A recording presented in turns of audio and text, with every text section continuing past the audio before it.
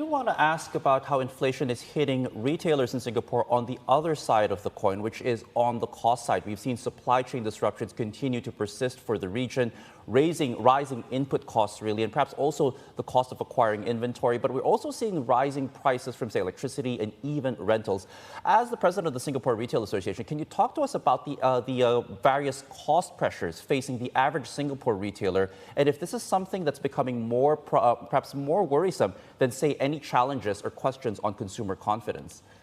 Yes, I think you're right, JP. The cost pressure has been a big concern, so much so that I think many of our retailers are feeling the margin squeeze because they are not passing down the cost increase as much as to the retailers.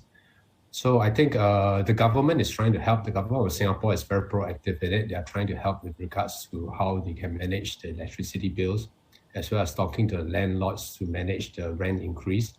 But then we will expect the cost will continue to escalate as long as things like petrol prices and the inflationary pressure will continue to rise. Ernie, if these cost pressures continue to rise, despite the fact that we're seeing a lot of this pent-up demand returning, is there a concern, at least from the Singapore Retail Association, that we might see some retailers just put their hands up and say, you know what, we can't continue? And could we actually see this force some of the unfortunate retailers to perhaps even consider closing down? Is this a serious worry that perhaps is keeping you guys up at night? I think most of, even pre-pandemic, there are retailers closing and opening. So I think not to worry about it. There's always opportunity for within the retail industry. Those that are not able to hold up, especially not able to pivot towards the digitization and the omni-channel, they may find it quite difficult to continue.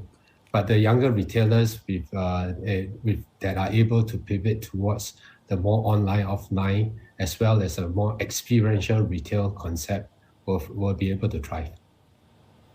Ernie, you mentioned the government support, and throughout COVID, the government has been extremely supportive and extremely active in making sure that the Singapore economy has stayed on an even keel.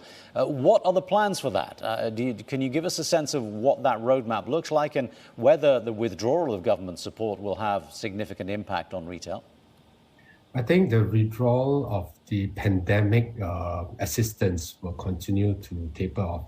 But having said that, the inflationary pressure within the economy, the government is seriously looking into it.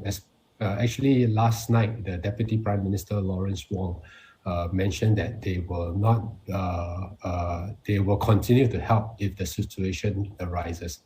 And I think the government of Singapore is very proactive in that manner. It reacts quite quickly to the environment and is able to help the companies within the retail industry.